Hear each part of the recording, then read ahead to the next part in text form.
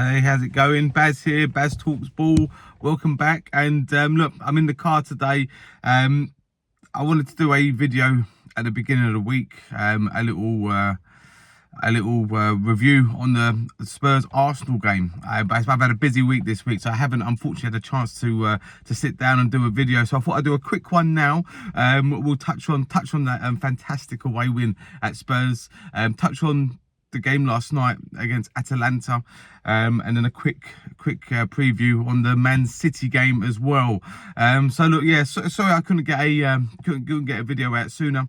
Like I said, I've had a busy week, but look, what a great result it was over at White Hart Lane, or whatever they call it nowadays, and on Sunday against Spurs.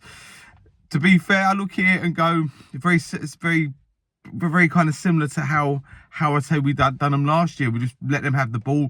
They do whatever they do with the ball, which isn't a huge amount, to be fair. Let's be honest. It ain't taking the piss out of Spurs. It is what it is. They're just sideways, backwards, try and go forwards, and then they get to goal and they get a bit shy. So that's Tottenham. So and we just soaked that up. Done them on a set piece again, which that was coming. As soon as that ball was played in, before it even got to anyone, as soon as that ball was played in, I was like, this is a goal. And Gabby rose, leaped like a salmon, and bang, straight in. Yeah, simple. I mean, they got problems. They have problems defensively, especially from set pieces. You talk about how good their goalkeeper, or they talk. I say that we don't talk about how good they are. They're shit. But their fans talk about how good their goalkeeper is, how good their defensive line is, and you look at that and go, since when? They might be individually good players, but Man United individually have good players, but look, they can't play as a team. They're shit. So either the culture at the club's wrong, or the players are just or just there for themselves. And either way, no matter how good they might be, they ain't what you need. But that's enough about that shit. Let's talk about the Arsenal. I mean, yeah, great goal by Gabby. He seems to love a goal against Spurs. Man of the match as well, I agree with. I thought Timber was superb. He was a beast throughout the whole game. The shouts for red card on Timber, I thought were... I don't even think it was a foul, to be honest with you, but football's gone soft. So, if they'd have given a red card, this would have been typical. They gave Rice a red card the other week, didn't they, and there was a lack of consistency in terms of giving anyone else a yellow card for exactly the same offence, if not worse of an offence against Rice. So there we go. But yeah, I don't think the Timber one was a red. I don't even think it was a yellow. And like I said, I don't even think it was a foul. I loved then when Vicario went up to him and Timber grabbed him. Vicario shit his fucking pants, mate. And then he went into his shell from that moment. Vicario disappeared from that game. So I think he regrets probably standing up to Timber. Who else did I think was good in that game? Jorginho stood out for me. I thought, considering he hasn't played a game since last season, I thought he was excellent there. Havertz, just a pain in the arse, constantly all over them. He might not have scored, he might not have even come close to scoring, but Havertz was just incredible. What a player. I tell you, it's funny, when we signed him, like many Arsenal fans, I was confused by the signing. By Christmas last year, I never wanted to see him in an Arsenal shirt again. And now, I ain't even gonna lie, it's one of my favourite players, because he's one of those players that if he plays for the other team, you hate him, because he's just a nuisance. He leaves one in on the other team, their defenders, their midfield. He leaves one in on them, but by doing it almost in a way where you can get away with it, in most cases. And he's just constantly working hard for the team, not just for himself, for the team. And I just think Havertz is yeah, sensational. I think he's really grown into that shirt, and yeah, a genuine first teamer. So Havertz I thought as well was superb. Raya just demands his box. He's impressed me this season. We're going to get onto him with this Atalanta bit as well. But Raya this season I think has been possibly our best player. Just the amount of goal points he's won us. So Raya, absolutely fantastic. Fair play to him. And like I say, look, we beat them. We were second in the league now. Not that I paid too much attention to it, but at this stage of the season, because we're 4 games in, it's pointless looking at the league table. But what it does do is it sets us up nicely for the weekend against Manchester City. But before we get on to Man City, let's talk about Atalanta last night. Yeah, it kind of went how I thought it would as well. I think we look at it, we had a tough game against Spurs, no matter what, you know, it's an emotionally draining game. And then we've obviously got the big one on Sunday. So this one here of the 3 games is the least important at this stage. The Man City game, the Spurs game is going to be your ones you want to get the points from the most. So I wasn't surprised when I was surprised actually with the lineup. I thought he'd have made a few more changes. So I thought it was a really strong lineup. When I saw the lineup, I thought we might have won the game. But beforehand, I did think we'd probably draw. I didn't think we'd lose. I did think we'd probably draw the game. But like I say, seeing the lineup, I thought we'd go and win it. But you could tell the players, I think they were taking it a bit easy. I think they knew a draw is enough at this stage. There's 8 games now in the Champions League. I'm pretty sure when I've listened to Sky Sports, Talk Sport, they're talking about 3-4 game wins and a couple of draws should be enough to see you into the last 16. So it looks like they've made it even easier in the group phases now, or the league phase now, of the Champions League to get into the last 16. So look, if that's the case, then that's an excellent draw. If all you need now is literally 3 or 4 wins out of 8, when beforehand you needed that amount of wins out of 6.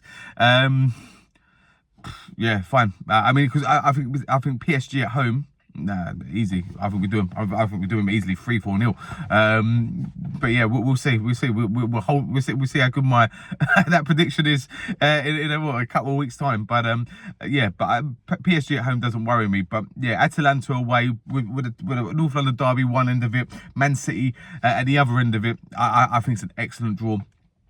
So yeah, and look, I don't celebrate draws. I only like to see the boys win. That's when I get happy. But taking into account how big this week is, yeah, I think that's a good one. So yeah, I thought Raya though. I said I'd jump onto Raya. Wow. I mean, won the penalty save. Well, yeah, good penalty save. To do that again though, because he'd done it against Watkins, wasn't it, a couple of weeks ago, and to do that again. Possibly a better save this time. The Watkins header, I think, had more power on it, but it was a bit closer to him. Still had to react really quick to get the ball away. I think this one here, the header wasn't as strong, but it was further away from him this time. Excellent reactions. If anyone thought that might have been a lucky save against Watkins, you don't do it twice back to back, yeah? You don't do that. Don't have that kind of same scenario come up and you save it 100%. No. That ain't luck. That is hard work. That is showing how good a goalkeeper is, because actually, I didn't think he was any better. If he did, I thought he was on par with Aaron Ramsdale. So, and this season, he has really impressed me. He has stepped it up a level. I don't know if it's the full confidence that there is no more Aaron Ramsdale. He knows he's the number one. The faith has been shown in him, and now he's repaying that faith to the manager and to the team.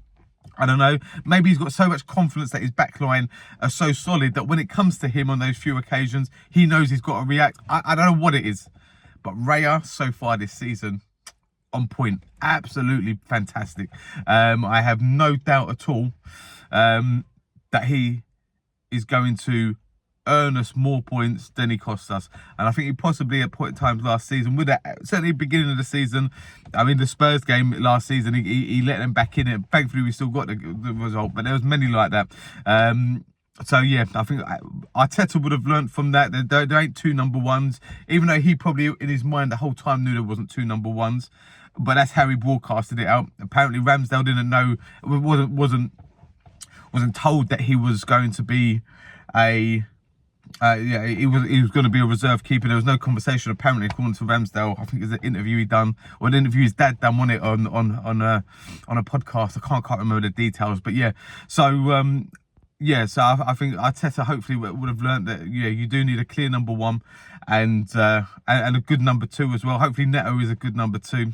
I think he's an all right goalkeeper. Hopefully we don't need to call upon him, but yeah, we'll see. Sorry that the screen also is a bit wobbly. I'm in the car, I'm on my phone, and yeah, I'm trying to hold it as still as I can. So I know how frustrating it can be when screens are moving about. So look, my apologies for any frustrations there.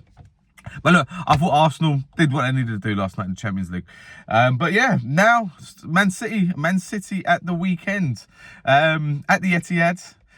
Tough game.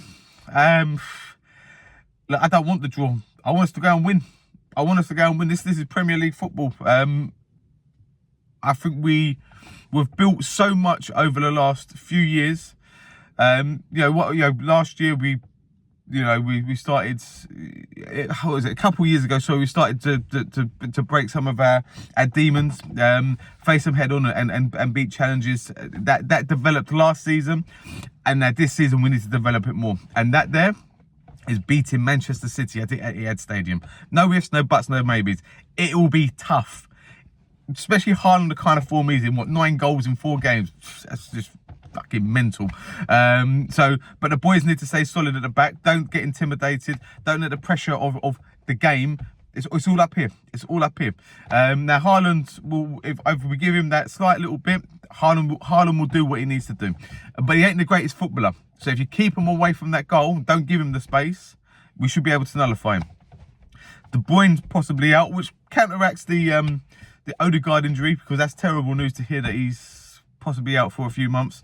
November, I think I heard something the other day, so I don't know if that's been confirmed or not, but yeah, that's terrible news. But the De Bruyne being out potentially for this just levels that one up a little bit. So no excuses. No excuses. Oh, we didn't have Odegaard. They ain't got De Bruyne. So it puts us on a level playing field in that one there. And yeah, let's see what the game brings. But look, I think the confidence that the back line should have, we now need to show that in the front line. They need to repay the defenders for making sure we stay in games. No, my lineup will probably, I don't think it will change too much. You'll have Raya in goal without a shadow of a doubt. Right back, White. Normal 2 centre backs, Gabby and Saliba. Left back, I will stick with Timber. I think Timber's just been incredible. I've heard some talks about Calafiori could come in. Yeah, good, but I don't think this is a game for him. You know, this is a big game to step in as your first start for the Arsenal. Keep Timber in. Timber is composed. Timber is aggressive, strong. He's up for the battle. No doubts about it. So I would keep Timber in there.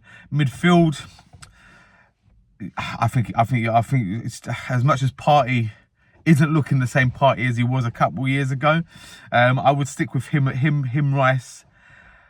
And it's that number 10, which is the struggle. Possibly Jesus again. I don't know. He wasn't great yesterday, but I just know how good a footballer he is. Personally, for me, Jesus, he ain't that number 9 that we need. But what he is footballer. When it comes to football, I don't think there's much better footballers in the world of football than Jesus. In terms of being a footballer, skills, movement, pace, just the way that he can make a defender dizzy. He's a typical Brazilian footballer in that sense. He's just injury prone, and he ain't a number 9. And that's what I think lets him down more than anything. He ain't a finisher, he ain't a gunman. So I'm tempted with him in that area, because he can get the ball, he can keep the ball. I think he just needs the composure to stay calm and try and find a pass. I'm tempted with him in the number 10, and then up front, Saka, Martinelli, Havertz. No Sterling for me. I think when I've watched when you watch Martinelli and Saka, and as much as Martinelli's been really poor up front for quite a while, you look at his work ethic, how he sprints to get back, how he's always there in defence for the team. When I've watched Sterling, when Sterling come on against Tottenham, he weren't running back like that. He was not running back like that. And when I watched him yesterday, he seems quite lazy. Now, he worked for Pep, so it ain't going to be much different to the work ethic that Pep expects than what Arteta. So in terms of blueprint of football, that he should know about this. So this isn't a case of he needs time to get in. No, he don't. He's an experienced player who worked under Pep for 7-8 years. He knows full well how to play this kind of football and what Pep would expect. And he worked for Arteta as well. And I know Arteta was the assistant. So when people say these players worked for Arteta, they didn't. They worked for Pep. But Arteta was Pep's number 2. So he will know. But I don't think Sterling's not willing to do that, and it's gone. And I hope that's not the case, but it could be. Or he's just got to get back into the swing of, look, this ain't Chelsea, mate. We ain't lazy here. We work for each other. And if that means you coming out of your attacking position for for your defensive duties, you've got to remember to do that. So that's why I wouldn't start Sterling. What I'm desperate to say is Raheem the Dream, mate. Raheem the Dream is here. And if he scores that winning goal, let me tell you, it will be Raheem the Dream. But until then, it's just Raheem Sterling, man. Just Raheem Sterling. So, yeah. So, I think that's my team. So, Raya in goal. White, Gabriel, Saliba, Timber, Partey, Rice, and I think Jesus. I think so. That's the one I'm the most unsure about. But, yeah, I'm going to go with Jesus. And then Saka, Martinelli, Havertz. And Nick 1-0. 1-0 to the Arsenal again.